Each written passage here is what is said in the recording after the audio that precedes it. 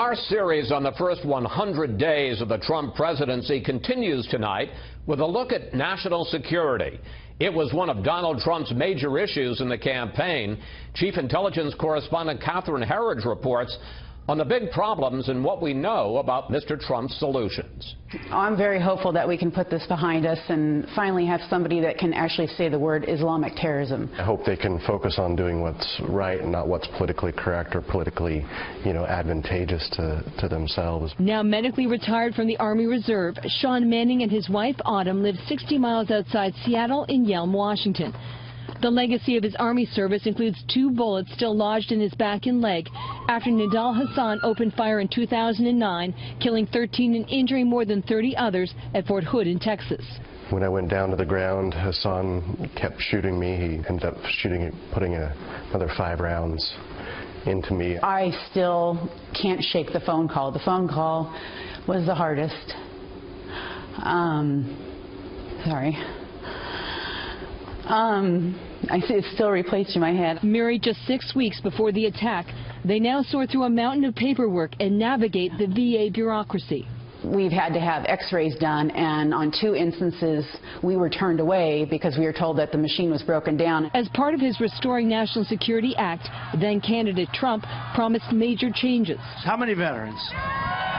The right to seek private medical care when they can't get proper service. My only fear would be if they switch to a privatized system is some of the care at the VA facilities could be degraded. I hope they focus initially on, hey, let's fix the problems with the system that we have. The Restoring National Security Act also pledges to eliminate defense budget cuts known as the sequester and to expand military investment.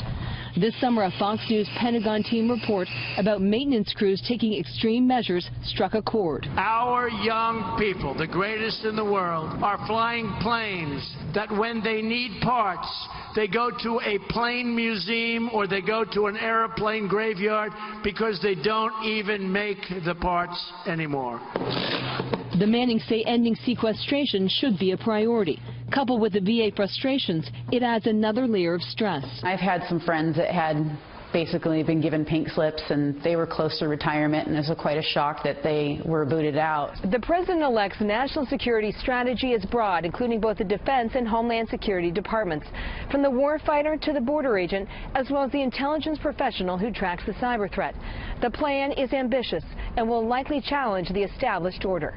This November 17th transition video calls on senior military leaders to develop a comprehensive plan to protect America's vital infrastructure from cyber attacks and all other form of attacks. You see a real uptick in 2017 with cyber attacks.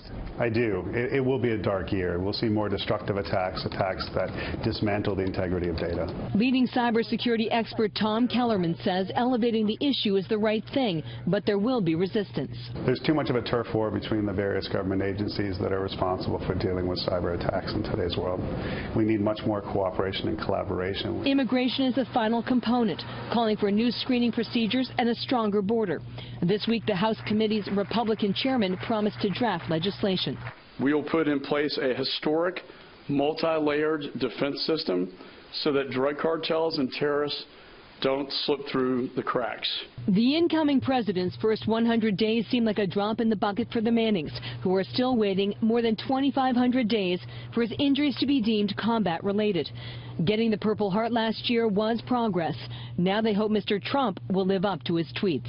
I remembered that tweet of his support back in 2012, and that's exactly why I voted for him. It's not a left or a right thing. It should be an American thing. In Washington, Catherine Herridge, Fox News. Tomorrow, we'll look at the promises that President-elect Trump made to drain the swamp in Washington and what he could do in his first 100 days.